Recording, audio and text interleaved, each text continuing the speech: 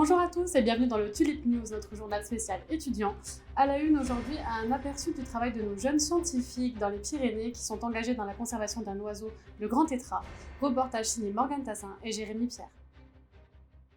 Au cœur de la chaîne des Pyrénées-Orientales, nous sommes allés à la rencontre de Sylvain Daniello, chargé de mission en Galliforme des montagnes au sein de la Fédération des réserves naturelles catalanes. Alors nous avons 3 missions principales. La première, c'est le suivi scientifique et la protection des espèces. La seconde, c'est la gestion des sites naturels. Et la troisième, c'est l'accueil et la sensibilisation du public. Sur les réserves naturelles catalanes, on suit un nombre conséquent d'espèces, dont le grand tétras. Avec ses allures d'oiseau préhistorique, ce galliforme est un oiseau emblématique de nos montagnes. Seulement voilà, très sensible aux changements environnementaux actuels et aux dérangements de l'homme, il est aujourd'hui classé comme espèce menacée dans les Pyrénées françaises par l'UICN. En effet, ce volatile est qualifié d'espèce parapluie, ce qui signifie que sa protection s'étend sur toutes les espèces animales, végétales et insectes présentes dans son environnement de vie très large. Pour suivre la population de grand tétras, on a plusieurs protocoles de suivi, dont les comptages au champ au printemps, et également l'été, le suivi du succès de reproduction avec le comptage au chien d'arrêt. Les données récoltées sur le terrain nous permettent de suivre la dynamique d'évolution des effectifs de ces populations. Donc les actions mises en œuvre pour la conservation de cette espèce concernent à la fois la restauration de la qualité des habitats pour l'espèce, la mise en place de zones de quiétude pour éviter tout dérangement, notamment en période hivernale, et également des actions de sensibilisation et de communication destinées au grand public.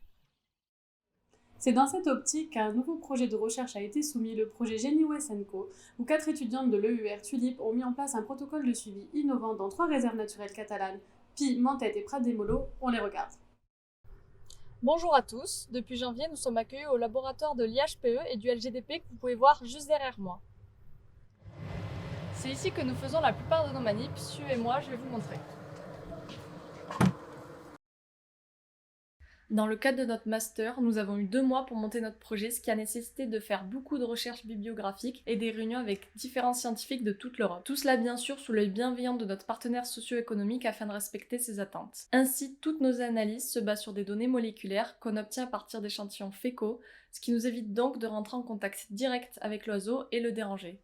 Notre projet contient différents objectifs qui permettront aux réserves de confirmer ou non leurs données actuelles concernant la dynamique ainsi que l'état de santé de leur population. Le premier étant d'évaluer la taille de la population grâce à des analyses de génotypage via microsatellite. Avec ces données, nous pourrons traiter plusieurs autres objectifs, comme la détermination du sexe ratio, le degré de consanguinité et la connectivité interhabitat. Ceci afin de connaître leurs conséquences sur le déclin de l'espèce. Nous voulons ensuite quantifier la réponse au stress du tétras dans différents secteurs d'intérêt. Cela nous donnera des informations importantes sur l'amplitude du dérangement, qu'il soit humain ou animal. Enfin, la détermination de la charge parasitaire et de la diète de l'oiseau nous amèneront des informations supplémentaires qui permettront d'avoir une vision générale de leur effet potentiel sur notre espèce. Avec ces recherches, de nouvelles perspectives s'ouvrent et permettront peut-être d'éviter le déclin et la disparition entière des Pyrénées de ce bel oiseau, un geste salvateur pour l'environnement. Merci à tous d'avoir suivi cette édition en espérant vous retrouver très vite sur Tulip News.